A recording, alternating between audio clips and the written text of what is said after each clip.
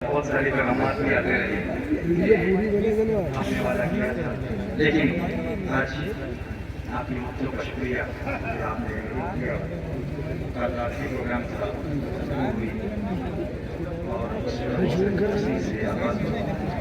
میں نے سوچا وہاں میں سے یہاں آئیں گے کیوں نہ جائیں ہمارے سے پہلے ذرا اندازہ لگ جائے کہ کون کون موجود تھا، نیا مجموعہ ہے۔ اچھا چلے پھر تھوڑا سا آواز کر دیے تصدیق کرتا ہوں انشاءاللہ۔ وہاں سے گلا بھی کل گفتگو میں آواز بہت بلند تھی،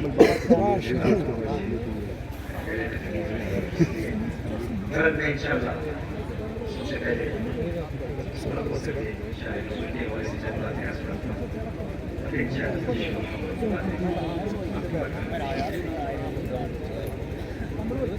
نبی کریم صلی اللہ تعالی علیہ وآلہ وسلم کے جناب عبداللہ ان کا وصال ہوتا ہے۔ حضور اکرم صلی اللہ علیہ وآلہ وسلم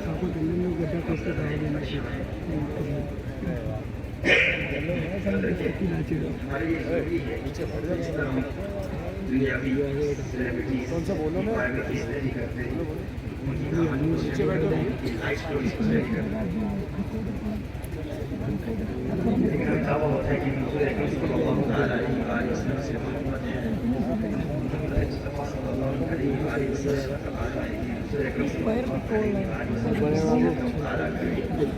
اس طرح ہمیں دنیا کی بڑی شخصیات میں متعلق بہت زیادہ علم ہوتا ہے، لیکن مصطفیٰ صلی اللہ علیہ وسلم کا دعویٰ یہ ہے کہ ہمیں پتہ نہیں ہوتا حضور اکرم صلی اللہ علیہ وآلہ وسلم کی اقوال مطہرات کون ہیں، مصطفیٰ صلی اللہ علیہ وآلہ وسلم کی صاحبزادے کتنے ہیں، صاحبزادیاں کتنی ہیں۔ یہ بیسک نالج ہے مسلمان کی، ہر مسلمان کی یہ ضروری ہے کم سے کم ایک بنیادی مصطفیٰ صلی اللہ علیہ وآلہ وسلم کا علم حاصل ہے۔ یاد رکھیں سیدتنا خدیجہ کبریٰ رضی اللہ تعالی عنہا کے خط مبارک سے میرے آقا صلی اللہ علیہ وآلہ وسلم کی 4 صاحبزادیاں ہیں، 2 صاحبزادے ہیں اور ایک صاحبزادے جناب ابراہیم مدنی زندگی میں مایا کیا ان کے وطن سے 7 صاحبزادے 7 بچے، اور ان 7 میں سب سے بڑے جناب قاسم رضی اللہ تعالیٰ عنہ، ان کے بعد حضرت زینب رضی اللہ تعالیٰ عنہ، پھر حضرت عبداللہ رضی اللہ تعالیٰ عنہ، پھر ابن کلثوم رضی اللہ تعالیٰ عنہ، پھر حضرت فاطمہ الزہرا رضی اللہ تعالیٰ عنہ، اور حضرت رقیہ رضی اللہ تعالیٰ عنہ، اور مدنی زندگی میں حضرت ابراہیم رضی اللہ تعالیٰ عنہ۔ میرے آقا صلی اللہ علیہ وآلہ وسلم کے صاحبزادے جناب عبداللہ کا انتقال ہوتا ہے، اور ان سے پہلے حضرت قاسم رضی اللہ تعالیٰ عنہ وہ بھی پردہ فرما چکے ہیں۔ دیکھیے انسان کو عام طور پر اس بات کی عادت نہیں رہتی کہ وہ اپنے چھوٹوں کو دفنائے، اپنے بچوں کو دفنائے۔ بچے اپنے بزرگوں کو دفناتے ہیں، ان کا جنازہ پڑھتے ہیں، لیکن نبی کریم صلی اللہ علیہ وآلہ وسلم کی زندگی میں میرے آقا صلی اللہ علیہ وآلہ وسلم اپنی اولاد میں 7 بیٹے اور بیٹیوں میں سے حضرت فاطمہ الزہرا رضی اللہ تعالیٰ عنہا تمام اولاد کو دفنایا ہے۔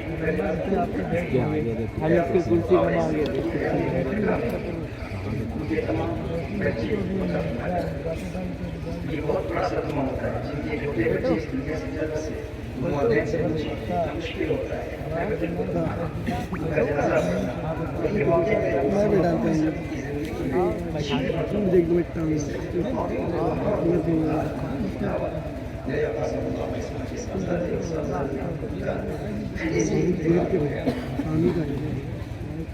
جب انسان بھائی یہ شام لگا ہوا تھا، میں لگا ہوا لائٹ آ رہی ہے بھائی، پتہ نہیں کیا اسٹارٹ ہوا ہوا۔ حقیقی چچا ابو لہب ایک بچے کی موت پر خوشیاں منا رہا ہے، جشن منا رہا ہے۔ حاسب وائل کہتا ہے قدیم قطع رسولہ وہ ابتر علیہ رسول اللہ کریم صلی اللہ علیہ وسلم جو مطلب کہا جا رہا ہے کہ ان کی نسل اب منقطع ہو چکی ہے، یہ شاخ اب سوکھ چکی ہے، ان کا کوئی جانشین نہیں ہے، ان کا مشن کون پھیلائے گا؟ یہ چند روز کا کھیل ہے، جب تک یہ ظاہری طور پر دنیا میں موجود ہوں گے ان کا پیغام پھیلے گا. لیکن جب یہ پردہ فرما جائیں گے تو اس کے بعد پھر ان کی اولاد میں تو کوئی نہیں ہے. یہ وہ عرب ہیں جو میل جینیالوجی پر اپنے بیٹوں پر ناز کیا کرتے تھے, فخر کیا کرتے تھے کہ اب ان کا پیغام کون پھیلائے گا, بیٹا تو کوئی ہے ہی نہیں, سارے پردہ فرما چکے ہیں. میرے آقا صلی اللہ علیہ وآلہ وسلم کے گھر تک یہ آوازیں پہنچ رہی تھیں. جس طرح یہاں ہمارے پرانے گھر ہوتے ہیں ہندوستان میں کہ آپ گیٹ کے اندر داخل ہوں تو سامنے صحن ہوتا ہے اور صحن کے پیچھے برآمدہ ہوتا ہے, پھر پیچھے کمرے ہوتے ہیں, سلیپنگ رومز ہوتی ہیں, بیڈ رومز ہوتی ہیں. اور جب آپ صحن میں بیٹھتے ہیں تو بغیر چھت تو نہیں ہوتی, تو وہ صحن ہی آپ کی گویا کہ بیٹھک ہوتی ہے, لونگ روم ہوتی ہے, جہاں آپ بیٹھ کے باتیں کرتے ہیں. تو جو پڑوسی ہوتے ہیں, اگر ایک دیوار ہے جو آپ کے اور آپ کے پڑوسی کے درمیان ہے, تو جو باتیں آپ اپنے صحن میں کر رہے ہوتے ہیں وہ پڑوسی بھی سن رہے ہوتے ہیں. میرے آقا صلی اللہ علیہ وسلم کا گھر بالکل ایسا ہی ہے. صحن میں داخل ہوں, آگے صحن ہے, پھر پیچھے کمرے ہیں, اور کمروں کے اندر بھی دیواریں اتنی پتلی ہیں کہ جو بات اندر کر رہا ہو تو پڑوسی سن رہے ہو. اور پڑوسی کون ہے؟ اسلام کا سب سے بڑا دشمن ابو لہب, حقیقی چچا. میرے آقا صلی اللہ علیہ وسلم کے گھر میں جناب عبداللہ کا وصال ہوتا ہے اور ادھر سے پڑوس سے آوازیں آ رہی ہیں, ایک بچے کے انتقال پر حقیقی چچا جشن منا رہا ہے. آپ سوچ سکتے ہیں کہ میرے آقا صلی اللہ علیہ وآلہ وسلم کے دل کی سوچ کیا کیفیت ہوگی, کتنا بڑا صدمہ پہنچا ہوگا. انسان چاہتا ہے جب کوئی قریبی اس دنیا سے چلا جاتا ہے تو انسان چاہتا ہے کہ میرا کوئی رشتہ دار ہو, میرا کوئی اپنا ہو جو مجھے تسلی دے, کمفرٹ دے. میرے آقا صلی اللہ علیہ وسلم کے دادا کا انتقال ہو چکا ہے, انتہائی شفیق مشفق چچا وہ بھی دنیا سے چلے گئے. والد پہلے انتقال فرما چکے, سیدۃ العامنہ رضی اللہ تعالیٰ عنہ پردہ فرما چکی, حضرت خدیجہ کبریٰ رضی اللہ تعالیٰ عنہ اس وقت وہ بھی پردہ فرما چکی. تو کوئی ظاہری طور پر تسلی دینے والا نہیں ہے, اور جو قریبی رشتہ دار ہے, حقیقی چچا ہے, ابو لہب وہ حضور اکرم صلی اللہ علیہ وسلم کے پردہ فرمانے پر خوشیاں منا رہا ہے. اس کیفیت میں, اس حالت میں نبی کریم صلی اللہ علیہ وآلہ وسلم جب پریشان ہے, اس میں مختلف معتبر دور کی روشنی ہے. اس سورت کی تفسیر پیش کر رہا ہوں. اس وقت میرے آقا صلی اللہ علیہ وآلہ وسلم وحی کی کیفیت جاری ہو جاتی ہے. نبی کریم صلی اللہ علیہ وآلہ وسلم فرماتے ہیں, اور پھر میرے آقا صلی اللہ علیہ وسلم گردن اٹھاتے ہیں, سر اٹھاتے ہیں, آنکھیں کھولتے ہیں. میرے آقا صلی اللہ علیہ وسلم کی لبوں پر تبسم کی کھلاوٹ ہے. میرے آقا صلی اللہ علیہ وسلم مسکرا رہے ہیں. صحابہ کرنے کا رسول اللہ صلی اللہ علیہ وسلم کیوں مسکرا رہے ہیں؟ میرے آقا صلی اللہ علیہ وسلم ارشاد فرما رہے ہیں, اس وقت مجھ پر وہ صورت نازل ہوئی ہے جو مجھے پوری دنیا وما فیہا سے پیاری ہے. سبحان اللہ. جو مجھے دنیا اور دنیا میں جو کچھ ہے اس چیز سے زیادہ مجھے وہ صورت پیاری ہے. اس لیے ہمارے علماء کہتے ہیں, اہل علم کہتے ہیں, اہل محبت کہتے ہیں, اہل عرفان کہتے ہیں, اہل عشق کہتے ہیں کہ اگر آپ زندگی میں مشکلات کا سامنا کر رہے ہیں, پریشان کسی مصیبت میں مبتلا, اس وقت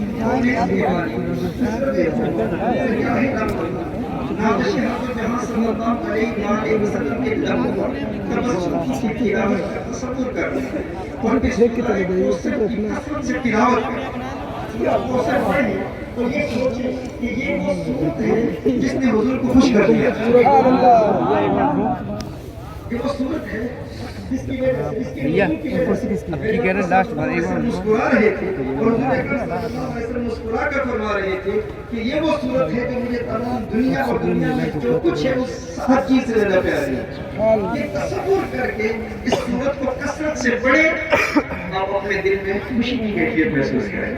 اللہ جل وعلا غموں کو دور فرما دے, اللہ جل وعلا آپ کو سکون عطا فرما دے, اللہ آپ کو اطمینان عطا فرما دے. اور جو لوگ ذہنی دباؤ اور اعصابی تناؤ اور ڈپریشن اور انزائٹی اور اسٹریس اور ڈپریشن کے مرض میں مبتلا ہیں, ان کے لیے یہ مرض انتہائی اہم ہے. سورۃ الکوثر کو پڑھیں اور حضور اکرم صلی اللہ علیہ وسلم کے چہرے کا تصور کر کے حضور کے چہرے کو یاد کریں, کریم صلی اللہ علیہ وسلم کے لبوں پر مسکراہٹ کو تصور کریں, اور سورۃ کوثر پڑھیں, دیکھیں پھر انشاءاللہ تعالیٰ دل میں کیسی خوشی کی کیفیت پیدا ہوگی. دو صورتیں یہ ڈپریشن کا علاج غموں سے انسان کو آزاد کرتا ہے, پر ان دونوں میں یاد رکھیں حضور اکرم صلی اللہ علیہ وسلم کے چہرے پر سورۃ القلم ہوتی ہے. سورۃ الضحیٰ میں بھی دیکھیں جب بھی حضور اکرم صلی اللہ علیہ وسلم غمگین ہو پریشان تھے وہاں بھی وہی کا دور سورہ مدثر نازل ہوئی, سورہ علق نازل ہوئی, سورہ مزمل نازل ہوئی, سورہ مدثر نازل ہوئی. پھر کچھ عرصے کے لیے وہی کا سلسلہ رک گیا تو نبی کریم صلی اللہ علیہ وسلم پریشان تھا, انتہائی پریشان تھا کیونکہ محبوب کی جانب سے کلام نہیں تھا.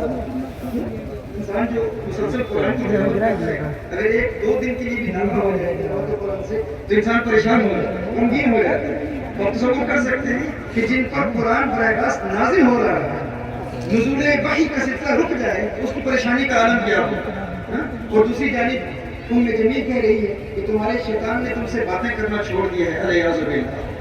حضور اکرم صلی اللہ علیہ وسلم کو تانے دے رہے ہیں تو محبت کا تانا ناقابل برداشت ہے, بڑا مشکل ہوتا ہے اس کو برداشت کرنا. انسان کو کوئی کہے ویسے انسان کے خدا سے محبت کرتا ہے اور اس کو تانا دے وہ اور بات ہے, لیکن کوئی یہ تانا دے اب تیرا محبوب تجھ سے باتیں نہیں کرتا اور محبوب سے اس وقت ظاہری طور پر باتوں کا سلسلہ رک چکا ہو تو انسان کو بڑی پریشانی ہوتی ہے. جس طرح ہم دنیا میں جو محبت اللہ اسے پتہ ہے اگر آپ کو کسی سے محبت ہے آپ اسے کوئی پیغام دیتے ہیں اس جانب سے اگر جواب نہیں آتا تو انسان کو پریشانی تو ہوتی ہے. تو اگر مثال کے طور پر پیش کرتا ہوں, آپ کسی محبوب کو اپنے والد سے آپ کو محبت ہے, آپ ٹیکسٹ میسج بھیجتے ہیں, واٹس ایپ پر میسج بھیجتے ہیں, کسی بھی محبوب کو آپ میسج بھیجتے ہیں آپ کو محبت ہے لیکن وہ انتظار کی گھڑیاں بڑی طویل ہوتی ہیں. جب آپ دیکھتے ہیں کہ محبوب کی جانب سے جواب کیوں نہیں ہے, بار بار موبائل کھولیں گے فون کھولیں گے لیکن یہ بلو ٹکس تو نظر آ رہی ہے لیکن ادھر سے جواب کیوں نہیں ہے, انسان پریشانی کا مبتلا تو ہوتا ہے نا.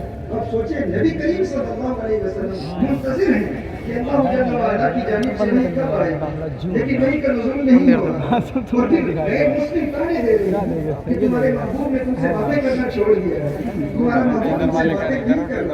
اس کیفیت میں حضرت جبریل امین آتے ہیں والضحیٰ واللیل اذا سجى ما ودعك ربك وما قلى وللآخرة خير لك من الأولى ولسوف يعطيك ربك فترضى ألم يجدك يتيما فآوى ووجدك ضالا فهدى ووجدك عائلا فأغنى فأما اليتيم فلا تقهر وأما السائل فلا تنهر وأما بنعمة ربك فحدث.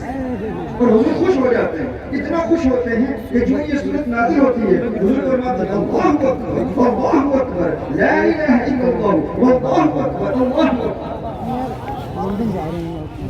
مجاہد روایت کرتے ہیں ابن عباس رضی اللہ عنہ سے اور وہ حضرت ابی بن کعب سے اور نبی کریم صلی اللہ علیہ وسلم سے کہ حضور نے یہ فرمایا اگر تم غموں میں مبتلا ہو تو سورۃ الضحیٰ پڑھو اور سورۃ الضحیٰ کی آخر اللہ اکبر پڑھو, اللہ اکبر اللہ اکبر لا الہ الا اللہ واللہ اکبر کثرت سے پڑھو. اور کچھ بلال فرمائیے کہ طریق یہ بھی ہے پڑھنے کا سورۃ الضحیٰ سے لے کر آخر تک ہر سورت کے آخر اللہ اکبر پڑھیں اور تصور کیا کریں کہ یہ وہ سورت ہے جس کے نزول سے حضور اکرم صلی اللہ علیہ وسلم کو خوشی محسوس ہوئی, آپ کی دل کی کیفیت بدل جائے. اور خوشی کیوں دیکھیے غیر مسلم کیا کہہ رہے تھے ودع محمد ربه وقال کہ محمد کو اس کے رب نے چھوڑ دیا اور وہ ناراض ہے مکروہ جانا علیہ وسلم. اور ہم جب ہمارا ارشاد کرتے ہیں ودع تیرے روشن چہرے کی قسم تیرے روشن چہرے کی قسم. قسم کی یاد فرما رہا ہے, قسم کی یاد فرما رہا ہے. دیکھیے جب انسان کسی کی قسم کھاتا ہے کتنی دور پھینک لیا اللہ کی قسم اگر آپ یاد کریں بتا رہے وہ کہہ رہے ہیں کہ یہ ایسا ویسا بیٹھا لے پائیں گے تو جس کی آپ قسم کھاتے ہیں اسے مقسم نہیں کہتے بھائی یار تمہیں کہاں اور جس چیز کے حوالے سے قسم کھاتے ہیں اسے مقسم علیہ کہتے ہیں. کبھی کبھی مقسم بھی مقسم علیہ کے لیے دلیل ہوتا ہے. اٹھا لے بھائی یار تو مقسم نہیں اٹھا دو لے اللہ کی قسم چوٹ لگ جائے گی چھٹا ہے میں دبڑا مر جائے گا. مقسم بھی جس کی آپ قسم کھاتے ہیں وہ کیا ہوتا ہے مقسم بھی. اور میں کہتا ہوں مجھے آپ سے بہت پیار ہے تو یہ جملہ جس حوالے سے قسم کھائی جاتی ہے اسے کیا کہتے ہیں مقسم علیہ. مقسم علیہ مقسم علیہ کے لیے دلیل ہوتا ہے. اپنے حبیب کے روشن چہرے کی قسم کی یاد فرما رہا ہے کیونکہ جس کی قسم کھائے نا انسان، جس کی قسم کھاتا ہے وہ مقسم بھی کبھی کبھی مقسم علیہ کے لیے دلیل ہوتا ہے. اب مقسم علیہ کیا ہے؟ ما ودعک ربک وما قلی. محبوب تیرے رب نے تجھے چھوڑا نہیں ہے، نہ تجھ سے ناراض ہے. تیرے رب نے تجھے چھوڑا نہیں ہے، نہ تجھ سے ناراض ہے. وہ قسم کس کی یاد کروا رہا ہے؟ محبوب کے روشن چہرے کی قسم یاد کروا رہا ہے. اب رب کیا ہے؟ تعلق کیا ہے؟ یہاں مقسم بھی مقسم علیہ کے لیے دلیل کیا ہے؟ کہا دلیل دیکھو محبوب تیرے روشن چہرے کی قسم. محبوب تو اپنے چہرے کا حسن دیکھ جو اتنا خوبصورت ہو اسے کوئی کیسے چھوڑ سکتا ہے؟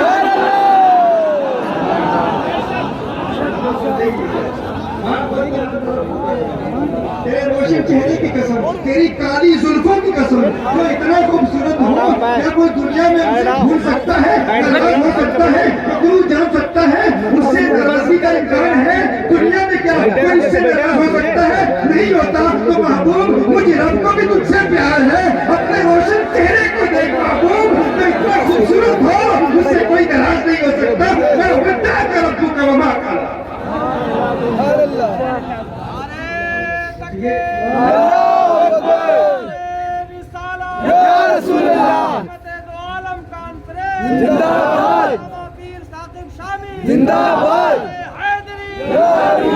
اچھا ایک صورت سے میں دوسری صورت کی طرف آگے ہوں، لیکن انشاءاللہ اس پہلی صورت کی طرف بھی آئیں گے انشاءاللہ. وضوحا چونکہ انہوں نے کہا کہ آپ 3 گھنٹے بول رہے ہیں اگر آپ کم بول رہے ہیں تو میں نے کہا ٹھیک ہے، میں نے کہا کہ صاحب دے گا تو میں دیکھوں گا کتنی دیر کے لیے بات کر سکتا ہوں انشاءاللہ. وضوحا بولنے کی اذا سجا ما ودعک ربک وما قلی. اب دیکھیے یہ جو قسم ہے نا، انسان قسم کیوں کھاتا ہے؟ اگر کوئی مدعی دعویٰ کرے گا تو اس کے لیے ضروری ہے کہ وہ گواہ لائے، اپنے دعوے پر گواہ لائے. اگر گواہ نہ ہو تو مدعا علیہ وہ قسم کھاتا ہے. مدعی کہتے ہیں انگلش میں سے پلینٹف کہتے ہیں، کلیمر کہتے ہیں، جو کوئی کلیم کرتا ہے، دعویٰ کرتا ہے. اور جس پر دعویٰ کیا جائے اسے مدعا علیہ کہتے ہیں. یہ قانون ہے عند البینۃ علی المدعی والیمین علی المدعی. قسم کون کھاتا ہے؟ پھر انکار کرتا ہے. اچھا یوں سمجھیں، میرے آقا صلی اللہ علیہ وسلم کا گزر ایک کہیں سے ہو رہا ہے، وہ ایک گھوڑے کو دیکھا اور میرے آقا صلی اللہ علیہ وسلم نے اس کے مالک سے کہا یہ بیچتا ہے؟ اس نے کہا بیچتا ہے. نبی کریم صلی اللہ علیہ وسلم نے گھوڑا خرید لیا. حضور نے فرمایا میں تجھے قیمت دیتا ہوں، میرا گھر پھر بھی صحیح ہے، قیمت نہیں ہے، صحیح ہے. رقم دیتا ہوں. وہ حضور اکرم صلی اللہ علیہ وسلم کے پیچھے آ رہا ہے. نبی کریم صلی اللہ علیہ وسلم کچھ تیز چل رہے ہیں اور اس میں اور حضور اکرم صلی اللہ علیہ وسلم کے مابین کچھ فاصلہ ہے. کچھ اور لوگ آتے ہیں، انہوں نے گھوڑا دیکھا، انہوں نے کہا یہ گھوڑا ہمیں بیچ دو. اس نے کہا کہ میں نے یہ گھوڑا مسلمانوں کے نبی کو بیچ دیا ہے. انہوں نے مزید قیمت بڑھائی، انہوں نے کہا ہم زیادہ رقم دیتے ہیں. جب قیمت بڑھائی تو مدارج میں آ گیا تو حضور کو پکارتا ہے اور کہتا ہے کہ دیکھو اے مسلمانوں کے نبی محمد صلی اللہ علیہ وسلم، خریدتے ہو لیتے ہو تو لے لو، ورنہ میں کسی اور کو بیچ دوں. نبی کریم صلی اللہ علیہ وسلم نے ارشاد فرمایا میں نے خرید لیا ہے، تم نے بیچ لیا ہے، میں خرید چکا ہوں، ہمارا کانٹریکٹ ہو چکا ہے. اس نے کہا نہیں میں نے نہیں بیچا، آپ نے نہیں خریدا. تو نبی کریم صلی اللہ علیہ وسلم نے ارشاد فرمایا ابھی تو سودا ہوا ہے، ابھی تو میں نے خریدا ہے، تم نے بیچا ہے. اس نے کہا اگر یہ بات ہے تو گواہ لاؤ. قانون سے ہے اسلام میں کہ جو مدعی ہوتا ہے وہ گواہی شہادت اٹھانا اس کا کام ہے. اور اگر نبی کریم صلی اللہ علیہ وسلم گواہ نہیں لاتے تو وہ قسم کھا لیتا. تو جھوٹوں کے لیے قسم کھانے میں کوئی دقت ہوتی نہیں، وہ قسم کھا لیتا ہے. خود حضرت خزیمہ رضی اللہ تعالیٰ عنہ کو نبی کریم صلی اللہ علیہ وسلم کے ساتھ حضرت خزیمہ رضی اللہ تعالیٰ عنہ وہ ہم پوچھتے ہیں کہ کیوں لوگ جمع ہو گئے، یہ کیا بات ہو رہی؟ انہوں نے کہا حضور اکرم صلی اللہ علیہ وسلم نے ارشاد فرمایا. حضور ارشاد فرما رہے ہیں کہ اس نے یہ گھوڑا بیچا ہے، میں نے خریدا ہے. یہ کہتا ہے یہ واقعہ کے خلاف ہے اور اب یہ کہتا ہے کہ تمہارے اسلام کی شریعت کے مطابق تمہارے مطابق جو مدعی ہوتا ہے وہ گواہ لاتا ہے. تو بتاؤ تمہارے پاس گواہ ہے؟ تو حضور اکرم صلی اللہ علیہ وسلم کے پاس چونکہ گواہ نہیں تھا تو حضرت خزیمہ رضی اللہ تعالیٰ نے فرمایا میں گواہی دیتا ہوں، میں گواہی دیتا ہوں. حالانکہ وہ وہاں موجود نہیں تھے. آپ نے فرمایا میں گواہی دیتا ہوں کہ یہ سودا ہوا ہے.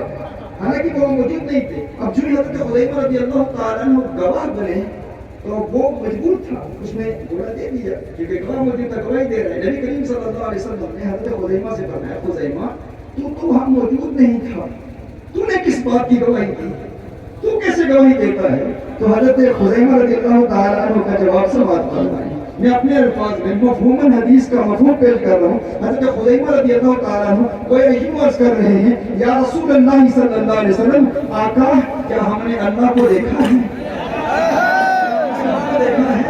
کیا ہم نے جنت کو دیکھا ہے؟ کیا ہم نے آخرت کو دیکھا ہے؟ یا رسول اللہ صلی اللہ علیہ وسلم, ہم نے نہیں دیکھا. حضور نے فرمایا, تو موقع کا شاہد ہی نہیں ہے, تو نے اس سودے کو ہوتے ہوئے دیکھا ہی نہیں ہے, تو وہاں موجود ہی نہیں تھا, تو گواہی کہے کی دیتا ہے, کس بات کی گواہی دیتا ہے؟ حضرت خزیمہ عرض کرتے ہیں, یا رسول اللہ صلی اللہ علیہ وسلم, ہم نے رب کو نہیں دیکھا, ہم نے جنت کو نہیں دیکھا, ہم نے ملائکہ کو نہیں دیکھا, ہم نے غیب کو نہیں دیکھا, ہم نے آخرت کو نہیں دیکھا. یا رسول اللہ صلی اللہ علیہ وسلم, اگر آپ کی بات پر یقین کرتے ہوئے بن دیکھے ہم نے رب کے وجود کی گواہی دے دی, تو یہ گھوڑے کا سودا کیا ہے؟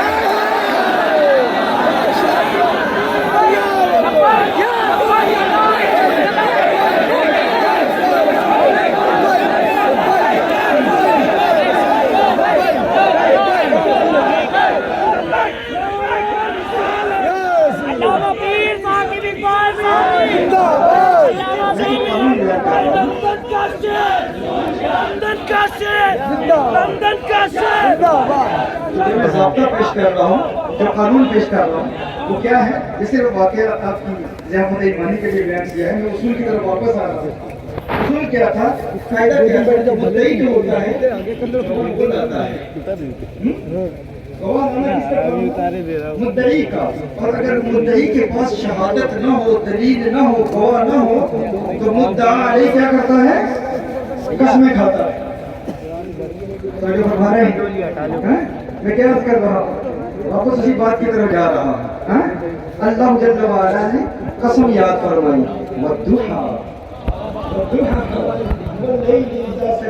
محبوب تیرے روشن چہرے کی قسم, محبوب تیرے روشن چہرے کی قسم, اور تیری کالی زلفوں کی قسم, محبوب تیرے روشن چہرے کی قسم, تیری کالی زلفوں کی قسم. یا اللہ, تو کیوں قسمیں یاد فرما رہا ہے, تو کیوں قسمیں یاد فرما رہا ہے؟ گویا کہ اللہ کی جانب سے یہ جواب ملے گا کہ اس کائنات میں اب ایک مقدمہ دائر ہو چکا ہے. ہر چند کے کسی میں یہ جرأت نہیں کہ کوئی اللہ پر مقدمہ کرے, لیکن محبوب اب یہ لوگ کہہ جو رہے ہیں, یہ مدعی بڑے ہیں نا, یہ دعویٰ کر رہے ہیں نا, یہ مدعی ہے اس بات کے کہ رب اپنے محبوب سے ناراض ہے, اسے چھوڑ دیا ہے, اس سے باتیں نہیں کرتا. میرے محبوب اب کام ان کا ہے کہ یہ گواہ لائیں, شہادت پیش کریں, لیکن ان کا کیا تعلق رب کی دنیا سے؟ نہ یہ رب کو جانتے ہیں, نہ یہ ملائکہ کو جانتے ہیں, نہ یہ نبوت کے سلسلوں کو جانتے ہیں, نہ یہ وحی کے سلسلوں کو جانتے ہیں. اگر ہمت ہے تو گواہ پیش کریں, لیکن گواہ پیش نہیں کر سکتے. اب چونکہ یہ مدعی ہے, گواہ نہ نہیں سکتے, میں بنا مدعا نہیں. اب میرے لیے کوئی ضروری تو نہیں ہے, کوئی مجبور تو نہیں کر سکتا کہ میں قسمیں کھاؤں, میں قسمیں یاد فرماؤں, لیکن میرے محبوب اب تیرے پیار میں, اب تیری محبت میں جو میرا تجھ سے تعلق ہے, اس تعلق کی روشنی میں اب میں رب ہو کے تیرے روشن چہرے کی قسم یاد فرماؤں گا. والضحیٰ واللیل اذا سجا ما ودعک ربک وما قلی, تیرے روشن چہرے کی قسم, تیری کالی زلفوں کی قسم, تیرے رب نے نہ تجھے چھوڑا ہے نہ تجھ سے ناراض.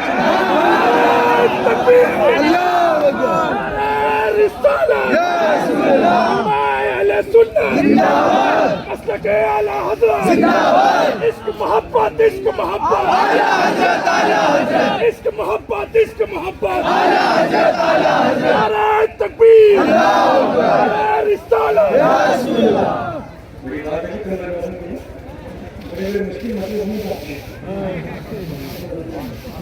یہ باتیں سننا آسان نہیں ہوتا, یہ تو دسی کتابوں کی باتیں ہوتی ہیں, یہ تو جب پڑھتے پڑھاتے ہیں اس وقت بیان کرتے ہیں, لیکن میں آپ کی ماشاءاللہ سماعت کو داد دیتا ہوں. آپ کی بات پر میں واقع تھا. تو میں کیا عرض کر رہا تھا کہ جب بھی نبی کریم صلی اللہ علیہ وسلم پریشان ہوئے، کوئی پریشانی لائے، تو اس وقت جو صورتیں نازل ہوئی کیوں نازل ہوئی؟ کیونکہ کیا ہوا تھا؟ بیٹے کا وصال ہوا تھا۔ تو اللہ جل وعلا نے سورہ کوثر نازل کی اپنی حبیب کو خوش کرنے کے لیے۔ سورہ کوثر کے حوالے سے کل میں نے بہت تفصیل سے بیان کیا تھا، اِنَّا أَعْطَيْنَاكَ الْكَوْثَرَ۔ اس میں سعید بن جبیر نے کیا کہا، امام مجاہد نے کہا، کچھ لوگوں نے سمجھا کوثر کا مطلب کوثر ہے۔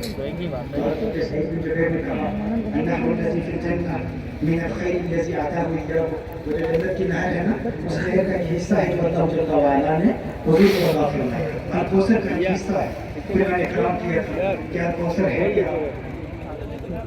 اور کے وزن پر مبالغہ کا صیغہ ہے، ایک قریب ہوتا ہے، قریب کسی پر کثیر ہوتا ہے۔ پھر میں نے کہا ہے کہ علماء بلاغت کے نزدیک وہ یا سے کمی ہوتا ہے، جہاں ہو اس میں زیادہ کثرت پائی جائے گی، جہاں یا ہو اس میں کم کثرت پائی جائے گی۔ کثرت کثیر میں بھی ہے، کثرت کوثر میں بھی ہے، لیکن کوثر کی کثرت کثیر کی کثرت سے زیادہ ہے۔ یاد ہے نا یہ جو ہم قریب کی ضد کثیر ہے، کثیر کی ضد کثیر کے آگے مقام اکثر کا ہے۔ پھر ایک فعال کے وزن پر کثار مبالغہ کثیر آتا ہے، پھر اس کے بعد کوثر آتا ہے، کوثر کے بعد الکوثر آتا ہے۔ تو جو حضور کی شانوں کو اپنی انگلیوں پر شمار کرنے کی کوشش کرتے ہیں، ہم جانتے ہیں اتنا دیا، اتنا نہیں دیا، اتنا علم عطا فرمایا، اتنا علم عطا نہیں فرمایا، کچھ علم غیب عطا فرمایا ہوگا، پھر بھی علم کی نسبت اور اضافت کو نہیں مانتے، کہتے ہیں کچھ علم عطا فرمایا ہوگا لیکن مستقبل کا کچھ علم دیا ہے لیکن کل علم عطا نہیں فرمایا، بعض علوم عطا فرمائے، بعض عطا نہیں فرمائے، علوم خمسہ عطا نہیں فرمائے۔ ماں کے پیٹ میں کیا ہے، کل بارش ہوگی یا نہیں ہوگی،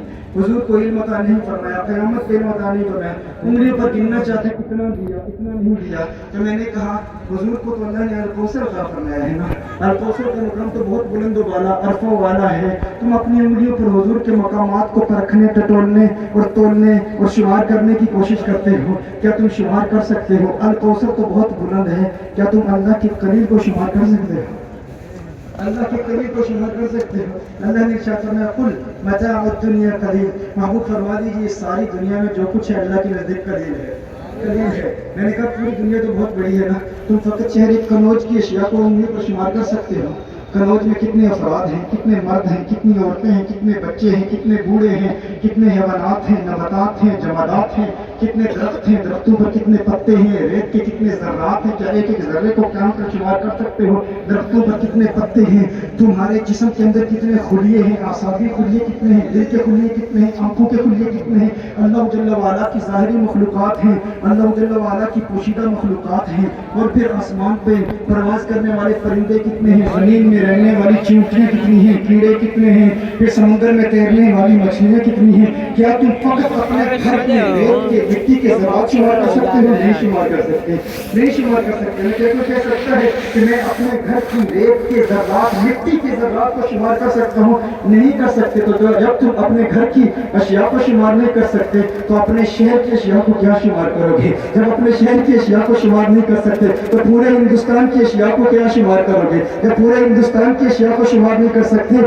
تو پورے ایشیا کی اشیاء کو کیا شمار کرو گے؟ جب پورے ایشیا کی اشیاء کو شمار نہیں کر سکتے تو پوری دنیا کی چیزوں کو کیا شمار کرو گے؟ اور پھر جب پوری دنیا کی چیزیں ہیں یہ اللہ کے نزدیک کیا ہے؟ قلیل ہے، قلیل ہے۔ قل متاع الدنیا قلیل، محبوب فرما دیجئے دنیا کی متاع کیا ہے؟ قلیل ہے۔ یعنی اس دنیا میں جو کچھ بھی ہے اللہ کے نزدیک وہ کوثر نہیں ہے، اللہ کے نزدیک وہ الکوثر نہیں ہے، وہ اللہ کے نزدیک کیا ہے؟ قلیل ہے، قلیل، فقط قلیل ہے، کوثر نہیں ہے۔ تو کہتا ہے میں جانتا ہوں، انگلیوں پر شمار کر سکتا ہوں، یہ دیا یہ نہیں دیا، اتنا عطا کیا اتنا عطا نہیں کیا۔ ارے نادان، عقل کے اندھے، عقل کے ناخن لے، جب تو اللہ کے قلیل کو شمار نہیں کر سکتا تو اللہ کے کثیر کو کیا شمار کرے گا؟ جب اللہ کے کثیر کو شمار نہیں کر سکتا تو اللہ کے اکثر کو کیا شمار کرے گا؟ جب اللہ کے اکثر کو شمار نہیں کر سکتا تو اللہ کے کثار کو کیا شمار کرے گا؟ جب اللہ کے کثار کو شمار نہیں کر سکتا تو اللہ کے کوثر کو کیا شمار کرے گا؟ جب اللہ کے کوثر کو شمار نہیں کر سکتا تو آمنہ کے لال کے الکوثر کو کیا شمار کرے گا؟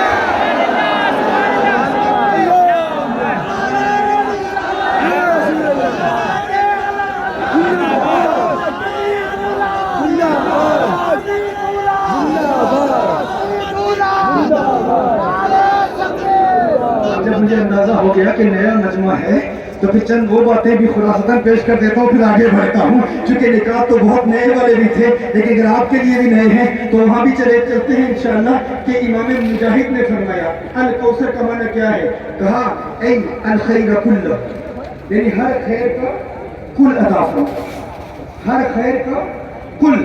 इमाम मुजाहिद कौन है? ये शागिर्द है इब्ने अब्बास रज़ियल्लाहु तआला अन्हुमा के, ताबई हैं। इब्ने अब्बास कौन है? सहाबी हैं। मेरे आका सल्लल्लाहु अलैहि वसल्लम से 10 मरतबा मुकम्मल तफसीर कुरान पढ़ी, आका ने इब्ने अब्बास को पढ़ाई, इब्ने अब्बास ने इमाम मुजाहिद को पढ़ाई। इमाम मुजाहिद शागिर्द हैं हजरत इब्ने अब्बास के, हजरत इब्ने अब्बास शागिर्द हैं मेरे आका सल्लल्लाहु अलैहि वसल्लम को, कि आका ने जो तफसीर इब्ने अब्बास को पढ़ाई, वही तफसीर इब्ने अब्बास ने इमाम मुजाहिद को पढ़ाई। और इब्ने तैमिया